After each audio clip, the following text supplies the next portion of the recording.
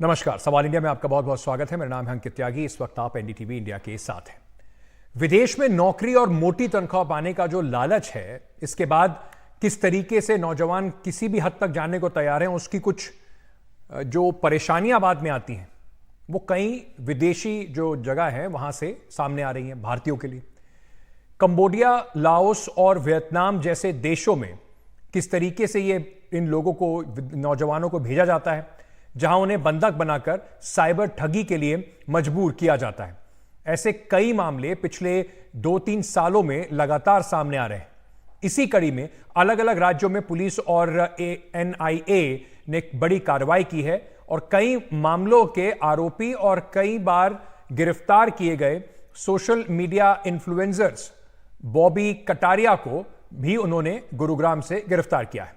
बॉबी कटारिया पर उत्तर प्रदेश के 2 युवकों को लाखों रुपए की नौकरी, उनसे लाखों रुपए लेकर उन्हें लाओस की राजधानी में वहां पर उन्हें भेजकर चाइनीज कंपनी में ले जाने का आरोप है। बताया जा रहा है कि उनके साथ मारपीट करके पासपोर्ट उनका छीन लिया गया और उन्हें अमेरिकी लोगों को साइबर ठगी का शिकार बनाने के लिए मजबूर किया जा रहा था। एनआईए के मुताबिक इस सिंडिकेट से जुड़े 5 लोगों को गिरफ्तार किया गया है। गिरोह के तार कई देशों तक फैले हुए हैं। गिरफ्तार लोगों में सबसे बड़ा नाम इन्फ्लुएंसर यूट्यूबर जो हैं बॉबी कटारिया, उन्हीं का बताया जा रहा है। आपको बता दें कि कौन कौन लोग हैं जिन्हें गिरफ्तार किया गया है। गुरुग्राम में बलवंत कटारिया उर्फ बॉबी कटारिया, चंडीगढ़ से सरताज सिंह, वडोदरा से मनीष हिंगू, गोपालगंज बिहार से प्रहलाद सिंह, दिल्ली से नबी आलम को एनआईए ने गिरफ्तार किया है। ह्यूमन ट्रैफिकिंग को लेकर अलग अलग राज्यों की पुलिस ने जो एफआईआर भी दर्ज की थी, उसमें भी जांच चल रही थी। जो गिरफ्तारियां हुई हैं, इसमें सबसे चौंकाने वाला नाम बॉबी कटारिया का है। आपको बताते हैं कि पीड़ितों ने क्या अपनी जो आप बीती है इस मामले में पहले सुनाई है। उनको किस तरीके से टॉर्चर किया जाता था, कैसे मजबूर किया जाता था, यह सब उन्होंने बताया है। उन्होंने पूरा जो मॉडस ऑपरेंडी है वो समझाने की कोशिश की है। पीड़ितों के मुताबिक उन्हें बॉबी कटारिया के यूट्यूब चैनल जो बना हुआ है MBK, उसमें विदेश में नौकरी दिलाने का विज्ञापन उन्होंने देखा था, जिसके बाद उन्होंने बॉबी कटारिया से संपर्क किया उनके मोबाइल फोन पर और व्हाट्सएप से उनसे चर्चा उनकी जारी रही। इसके बाद उन्हें जाल में फंसाया गया और धोखे से लाओस में उन्हें भेज दिया गया। पुलिस की कार्रवाई में कई चीजें बरामद हुई हैं, बड़े खुलासे हुए हैं। बड़ी मात्रा में विदेश भेजने वाले जो दस्तावेज होते हैं उसका डिजिटल डिवाइस रजिस्टर बरामद हुआ है। कई बड़े नामों का और बातों का भी पुलिस को पता चला है। युवकों को किस तरीके से लाओस, कंबोडिया, वियतनाम भेजा जाता था, फर्जी कॉल सेंटर्स में उन्हें काम करने के लिए मजबूर किया जा रहा था। बताया जाता है कि यह कॉल सेंटर विदेशी नागरिकों को ठगने के लिए, विदेशी नागरिक इनको चला भी रहे थे और अमेरिका के अंदर विदेशी नागरिकों को ठगने के लिए इसका इस्तेमाल हो रहा था। यहां से क्रेडिट कार्ड फ्रॉड और क्रिप्टो करेंसी के नाम पर ठगी, हनी ट्रैप जैसे अवैध गतिविधियों को अंजाम दिया जाता था। जांच में यह भी सामने आया है कि सिंडिकेट कई देशों तक फैला हुआ है। विदेशी एजेंट थाईलैंड, कंबोडिया और वियतनाम के बॉर्डर पर क्रॉस करवाकर लोगों को, मतलब गैर कानूनी ढंग से क्रॉस करवाकर उन्हें लाओस भेजते थे और उसके बाद इस चक्र में वो लोग फंस जाते थे, उनके पासपोर्ट ले जाते थे और फिर उसके बाद उन्हें मजबूर किया जाता था इस तरीके के काम करने के लिए। आपको जरा पहले कुछ इस पर रिएक्शंस हैं वो सुनवाते हैं।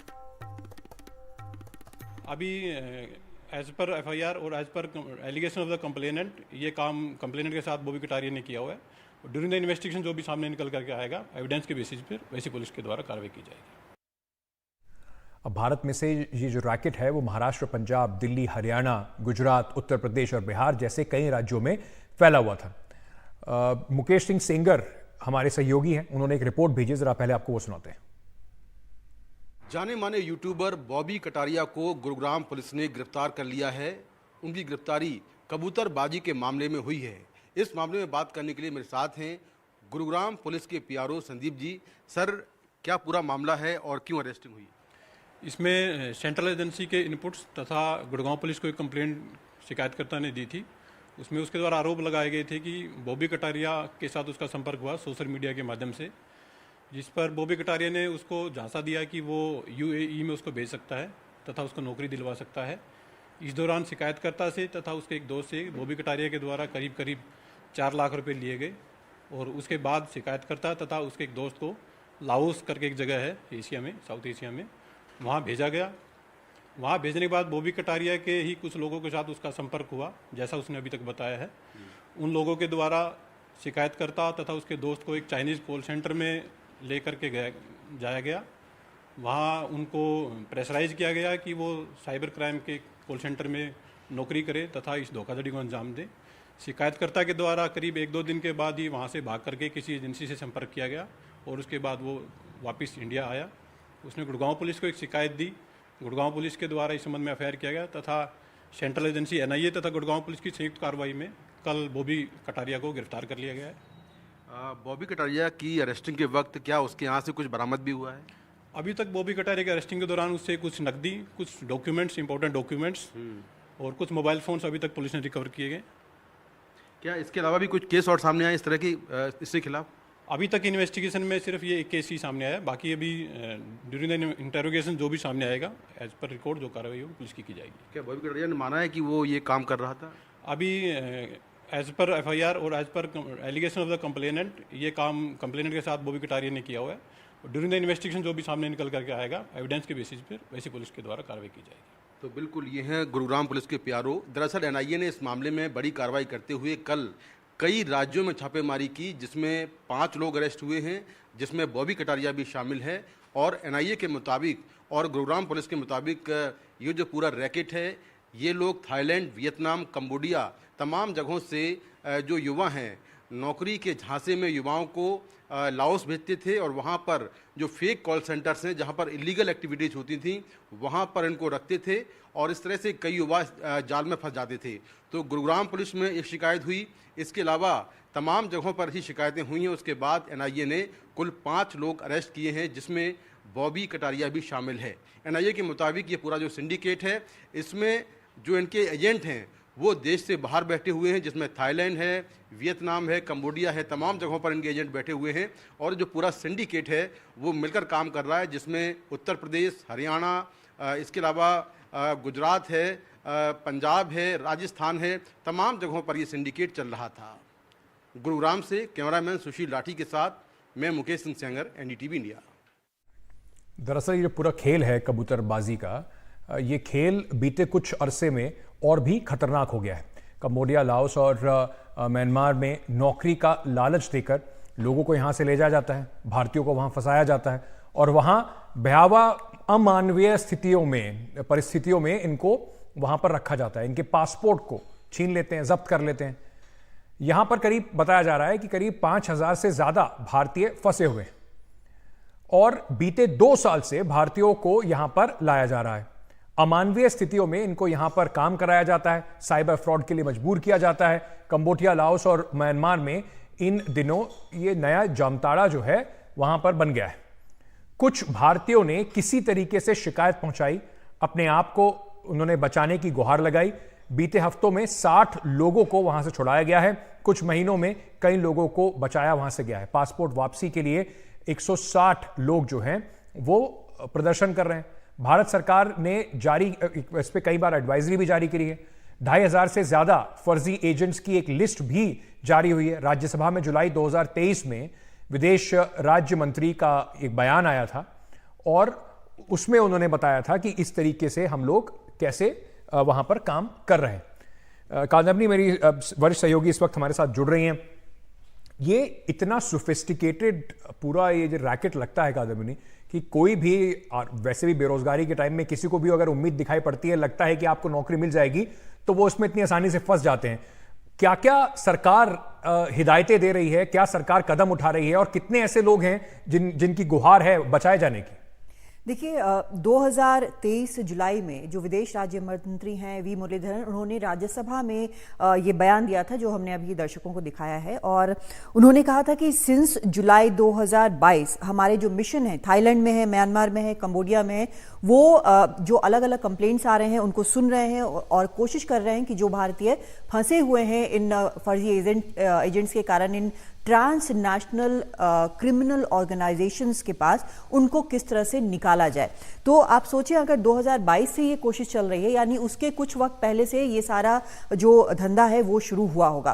तो लगातार हम देख रहे हैं कि खबरें आ रही हैं और अलग अलग वक्त पर अलग अलग नंबर्स जो हैं छुड़ाए गए हैं वहाँ से भारतीय, और कैसे इनको ले जाया जाता है एक वो भी तरीका सामने आता है। जैसे ये फर्जी एजेंट्स हैं जिनके बारे में भारत सरकार ने जो ई माइग्रेट पोर्टल है वहाँ पे करीब 2548 ऐसे एजेंट्स के नाम वगैरह सब कुछ डाले हैं जो कि फर्जी हैं, इनको अपडेट किया जाता है। और ये ऐसे ही नहीं डाले गए हैं नाम, जो लोग बचकर वहाँ से निकले हैं उन लोगों ने ये नाम दिए हैं और इनको बार बार बताया जाता है, एडवाइजरीज जारी की जाती हैं लोगों को कि आप ध्यान से जाएं, अगर जाएं तो पहले आप चेक कर लें कि इनके ज़रिए तो आप नहीं जा रहे क्योंकि आप मुश्किल में फंस सकते हैं।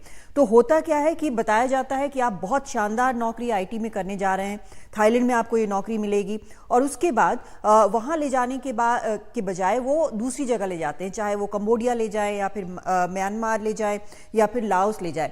वहाँ जब वो पहुँचते हैं तो किसी और के हैंडओवर हो जाते हैं। और ये यूएन के जो अधिकारी हैं उनके मुताबिक ये जो गैंग्स हैं वो ट्रांसनेशनल गैंग्स, यानी सिर्फ भारत के नहीं है, और भी जगहों के लोग इसमें शामिल हैं। वो वहाँ पर लोगों को फोर्स करते हैं, जो ये आईटी के जो एक्सपर्ट्स यहाँ से जाते हैं, ग्रेजुएट्स यहाँ से जाते हैं, उनको फोर्स करते हैं साइबर स्कैम के लिए, किसी की आईडी चुराई या फिर ठगी की, चाहे वो अमेरिका में ठगी हो रही हो या कहीं और हो रही हो, क्रिप्टो करेंसी से ठगी। तो ये जो भी आपका साइबर स्पेस में जितने प्रकार के क्राइम हो सकते हैं वो इनसे ज़बरदस्ती करवाए जाते हैं। अगर कोई इनकार करता है पहले तो पासपोर्ट छीन लिया जाता है, अगर कोई इनकार करता है तो जो वहाँ से आए लोगों ने बताया है उनको कन्फाइनमेंट में रखा जाता है, रूम में बंद रखा जाता है, खाना नहीं दिया गया, कई बार मारपीट की खबर आई है, वहाँ से वो किसी तरह निकल नहीं सकते हैं। कई बार म्यांमार के जो इलाकों में फंसे हैं लोग, ऐसे जगह में फंसे हैं जहाँ पे वहाँ की सरकार भी पहुँचने में दिक्कत महसूस करती है। तो ये एक बहुत बड़ा पूरा स्कैम है जो कि लगातार चल रहा है, लोग इसमें फंस रहे हैं और एडवाइजरीज के बावजूद इसमें लोग फंसे जा रहे हैं। और कोशिश वहाँ पर जो हमारे दूतावास है उनकी ये रहती है कि जैसे ही उनको किसी के बारे में पता चले कि इस तरह से कोई फंसा हुआ है तो वहाँ के अधिकारियों के साथ वो कोऑर्डिनेट करके, संपर्क करके, लॉ इन्फोर्समेंट के साथ संपर्क करके उनको निकालने की कोशिश करते हैं। लेकिन हर बार ये संभव नहीं होता है, और ये सिर्फ भारतीयों के साथ नहीं, मैं आपको बताऊं कि ये मलेशिया के नागरिकों के साथ भी हुआ है और भी देशों के साथ हुआ है, क्योंकि 2023 में ही कम से कम 400 से ज़्यादा मलेशियाई नागरिक जो है वहाँ फंसे हुए थे, खुद उनके जो विदेश मंत्री हैं उनके मुताबिक। कादुनी, बहुत बहुत शुक्रिया आपका विस्तार से ये सारी जानकारी हमारे दर्शकों को देने के लिए। एक समझने की आवश्यकता है कि देखिए, नौकरी की आवश्यकता सबको है, लेकिन आपको ये समझना होगा, देखना होगा कि आप किस रास्ते के जरिए अपनी ड्रीम जॉब को लेने के लिए जा रहे हैं, कहीं लेने के देने ना पड़ जाए। छोटा सा एक ब्रेक लेके वापस आ रहे हैं। चलिए, इससे पहले एक ब्रेकिंग न्यूज़ इस वक्त आ रही है, सीधे आपको ब्रेकिंग न्यूज़ पर लिए चलते हैं। नोएडा पुलिस ने, आपको कल हमने एक वीडियो दिखाया था जिसमें एक ऑडी कार से एक हिट एंड रन का मामला सामने आया था, एक बुजुर्ग की मौत हो गई थी। ऑडी कार से जो कार है वो बरामद कर ली है नोएडा पुलिस ने। ड्राइवर की तलाश अभी जारी है। सीसीटीवी की मदद से कार बरामद हुई है। कई टीमें लगाई गई हैं इस व्यक्ति को पकड़ने के लिए। ये वही सफेद ऑडी कार है जिसने सुबह सुबह एक बुजुर्ग व्यक्ति को जो टहलकर वापस आ रहे थे उन्हें टक्कर मारी थी और उसके बाद उनकी मौत हो गई थी। उसके बाद से लगातार पुलिस इस कार का नंबर जो है उसको लेकर कोशिश कर रही थी, इस कार को ट्रेस करने की। अब उस पुलिस ने इस गाड़ी को बरामद कर लिया है। चलते हैं, मेरे सहयोगी मुकेश सिंह सेंगर इस वक्त हमारे साथ जुड़ रहे हैं। मुकेश, पुलिस लगातार इस मामले पर कोशिश कर रही थी ड्राइवर को और कार को पकड़ने के लिए। कहां पर यह कार बरामद हुई है, पुलिस को यह सफलता मिली है, और ड्राइवर जो है उसके बारे में भी क्या पता चल पाया? देखिए, नोएडा में रविवार को यह हादसा हुआ था जिसमें एक बुजुर्ग हैं जनक देव शाह, वो दूध लेने जा रहे थे और अचानक से ऑडी कार आई, उनको टक्कर मारी और वो कई फीट उछलकर हवा में गिरे, जिसके बाद उनकी मौत हो गई। इसके बाद ये कार चालक जो है कार लेकर फरार हो गया था। जैसे ही वीडियो वायरल हुआ उसके बाद लगातार नोएडा पुलिस की 7 टीमें जांच कर रही थी और करीब 150 सीसीटीवी कैमरों की फुटेज को देखा गया। उसके बाद इस कार को दिल्ली की एक पार्किंग से बरामद किया गया है। ये कार HR नंबर है, यानी कि ये कार हरियाणा की है। हालांकि इसका मालिक कौन है अभी ये साफ नहीं हो पाया है। तो नोएडा पुलिस ने दिल्ली की एक पार्किंग से लावारिस हालत में खड़ी इस कार को बरामद कर लिया है और जो इसके मालिक हैं उनकी तलाश की जा रही है। जो जनकदेव शाह है जिनकी मौत हुई थी, वो एक बुजुर्ग थे और नोएडा के सेक्टर 53 में कंचनजंगा अपार्टमेंट है, उसके बाहर ये घटना हुई थी जिसमें बुजुर्ग को तेज रफ्तार कार ने टक्कर मारी थी। बुजुर्ग कार के बोनट पर आ गए थे और कार जो है कार सवार उनको घसीटते हुए आगे बढ़ गया था। बाद में बुजुर्ग कार के नीचे गिरे, उनकी मौत हो गई थी। उसके बाद से लगातार इस कार की तलाश की जा रही थी। कार के नंबर को सीसीटीवी कैमरों की फुटेज की मदद से नंबर को ट्रैक किया गया और फाइनली ये कार जो है करीब 150 सीसीटीवी कैमरों की फुटेज को देखने के बाद ये कार दिल्ली की एक पार्किंग से लावारिस हालत में बरामद हुई है।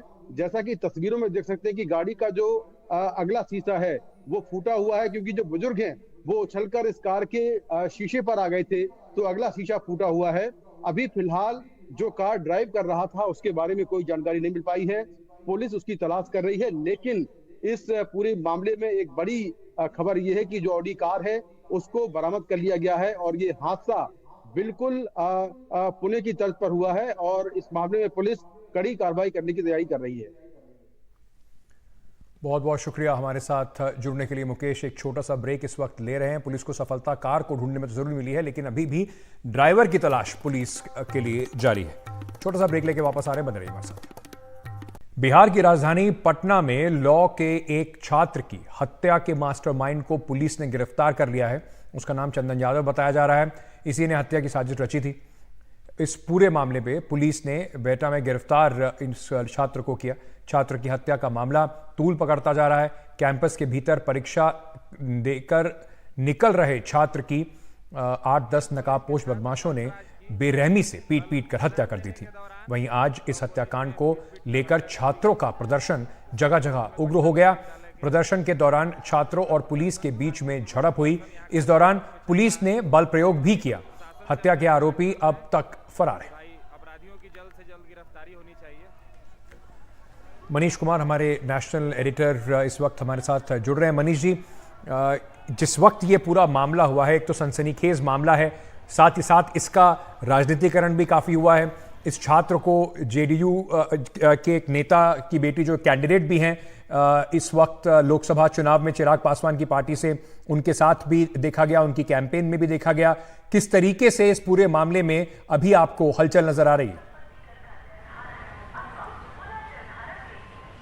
देखिए अंकित, मृतक छात्र हर्ष छात्र राजनीति में काफ़ी सक्रिय था और जनता दल यूनाइटेड के एक वरिष्ठ नेता डॉक्टर अशोक चौधरी से उसकी काफ़ी नज़दीकी भी थी। और डॉक्टर अशोक चौधरी की बेटी सांभवी जब लोक जनशक्ति पार्टी के टिकट पर समस्तीपुर से चुनाव मैदान में थी, तो हर्ष ने वहां पर करीब 3 हफ्ते रहकर काफ़ी वहां पर प्रचार अभियान में हिस्सा भी लिया था।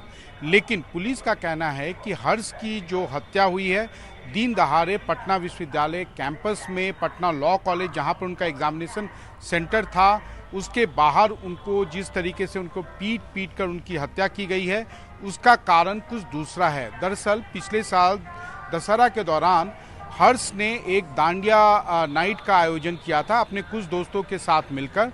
वहां पर उसके हत्या के आरोपी, जिसमें चंदन यादव भी शामिल हैं, वहां पर आए थे और वो मुफ्त में या आप कह सकते हैं ज़बरदस्ती उस दांडिया नाइट शो के अंदर जाना चाहते थे। लेकिन वहां पर हर्ष तो वहां पर मौजूद नहीं था, वो अंदर में था। लेकिन वहां पर जो बाउंसर थे, जो सुरक्षाकर्मी थे, उनके साथ इन लोगों की मारपीट हुई थी। और ये जो आरोपी हैं या जिन्होंने हत्या को अंजाम दिया है, उनका कहना है कि उनके साथ जो मारपीट की घटना हुई थी वो हर्ष के इशारे पर हुई थी। और बाद के कुछ महीनों में, पिछले कुछ महीनों के दौरान हर्ष के साथ उनकी कई बार उस नाइट को लेकर या उस रात जो मारपीट की घटना हुई थी उसको लेकर काफ़ी वाद विवाद भी हुआ था। लेकिन शायद हर्ष को इस बात का अंदाज़ा नहीं था कि बात इस मोड़ तक पहुंच जाएगी कि शायद उनको पीट कर उनकी हत्या कर दी जाएगी। और कल भी जब उनके ऊपर हमला हुआ तो उन्होंने काफ़ी लोगों से गुहार की कि उनको बचाया जाए, लेकिन कोई भी उनके बचाव में नहीं आया। और सभी लड़के, जो आपने देखा होगा सीसीटीवी फुटेज है, कुछ लोगों ने मोबाइल से भी कुछ सेकंड का फुटेज भी लिया है, तो कोई भी आदमी उनको आके बचाए नहीं। और जो लोग उनके ऊपर हमला कर रहे हैं या उनके साथ मारपीट कर रहे हैं, सबने नकाब पहना हुआ है, यानी कि उन्हें मालूम था कि उनका चेहरा कैप्चर होगा। लेकिन आप कह सकते हैं कि पटना पुलिस ने सक्रियता दिखाते हुए और इस मामले की संवेदनशीलता, गंभीरता को देखते हुए तुरंत कार्रवाई कर, तुरंत एसआईटी का गठन कर जो अभी तक जो लाइनर या मुख्य आरोपी हैं चंदन को गिरफ्तार किया है। और उनका कहना है अंकित कि आने वाले कुछ घंटों के अंदर जो अन्य आरोपी हैं उनको भी अपनी हिरासत में ले लेंगे। अंकित। मनीष जी, बहुत बहुत शुक्रिया विस्तार से पूरी खबर को हमारे दर्शकों तक लाने के लिए। ये खबर जो है, जैसे मैंने आपको कहा, इसके राजनीतिक मायने भी निकाले जा रहे हैं। इसका क्या असर होगा ये अभी देखना बाकी है। छोटा सा एक ब्रेक लेके वापस आ रहे हैं। गर्मी की छुट्टी में थोड़ी मौज मस्ती के साथ अगर कुछ सीखने का भी मौका मिले तो क्या कहना। दिल्ली में एनबीटी यानी कि नेशनल बुक ट्रस्ट ने कुछ ऐसी ही कोशिश की है जहां बच्चे नए हुनर सीख रहे हैं।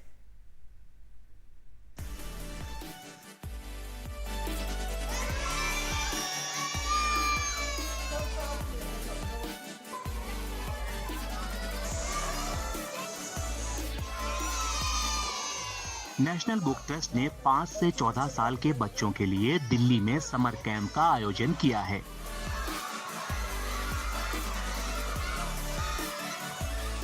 तीन जून तक चलने वाले इस समर कैंप में बच्चे किताबें पढ़ने के साथ मधुबनी पेंटिंग, कैरिकेचर और थिएटर समेत कई सेशंस में हिस्सा ले रहे हैं। We have learned about team working and like imagination and arts and craft and many more things. They should definitely join this because it gives a chance to open your mind to imagination and meet new people. क्या सीखा आपने? Caricature workshop, story telling और theatre workshop. कैसा लग रहा है आपको? बहुत अच्छा है। मेरे स्कूल फ्रेंड्स को ज्वाइन करना चाहिए क्योंकि इसमें बहुत सीखने के लिए मिला हुआ है। 27 मई को समर कैंप ने एक विशेष कार्टून नेटवर्क कार्यक्रम की मेजबानी की, जिसमें टॉम एंड जेरी को वास्तविक जीवन में दिखाया गया।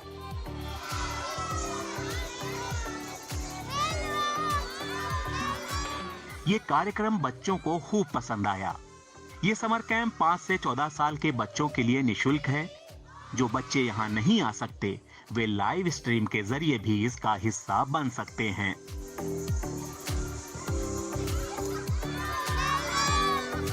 मधुबनी आर्ट सीखा जो मुझे पहले आता ही नहीं था और बहुत सारे चीज़ें। हाँ, 100 बच्चे रोज समर कैंप अटेंड कर रहे हैं एंड हमारे पास वेरियस एक्टिविटीज़ है बच्चों को पूरा दिन एंगेज रखने के लिए एंड इट्स फॉर फ्री। आप रजिस्टर कर सकते हैं हमारे यहाँ पे आके या फिर हमारे सोशल मीडिया के थ्रू एंड आप कभी भी ज्वाइन कर सकते हैं। आप सिर्फ 2 दिन के लिए, 3 दिन के लिए, 4 दिन के लिए, nothing is compulsory, it's by choice. You will find caricaturist, experts in theatre, experts in music and specifically for children, उनको सिखाने के लिए, उनको इंट्रोड्यूस कराने के लिए नए नए चीज़ों से। इस बार हमने ऑथर्स को बुलाया था जिसमें ऑथर्स आए थे, उन्होंने बच्चों से बात की थी और ये इससे हम रीडिंग हैबिट को प्रमोट करते हैं बच्चों में, क्योंकि बच्चे हमेशा फ़ोन और उसमें लगे रहते हैं। तो हम चाहते हैं कि वो रीडिंग पे ज़्यादा फोकस करें। बच्चे चाहते हैं कि वो अपने फेवरेट कार्टून कैरेक्टर्स से मिलें, तो हमने टॉम एंड जेरी को बुलाया यहाँ पर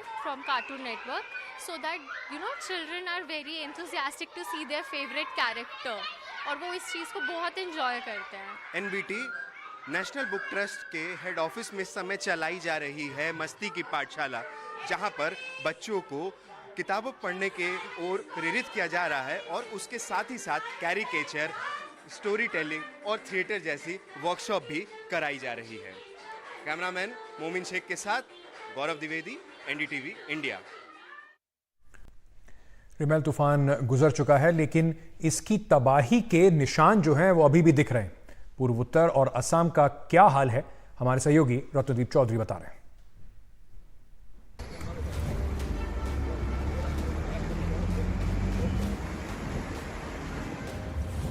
नागालैंड के दीमापुर में एक पूरा ट्रक नदी में समा गया।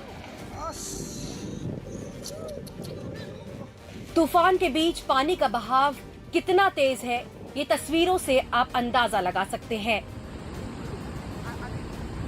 असम के सोनितपुर में स्कूली बच्चों पर कहर की तरह टूटा तूफान रेमल। एक पूरा पेड़ स्कूल बस पर आ गिरा, कई बच्चों को अस्पताल में भर्ती कराना पड़ा।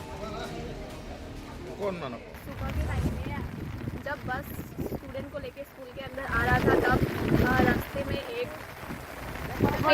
बहुत बड़ा पेड़ बस के ऊपर गिर गया और उस एक्सीडेंट में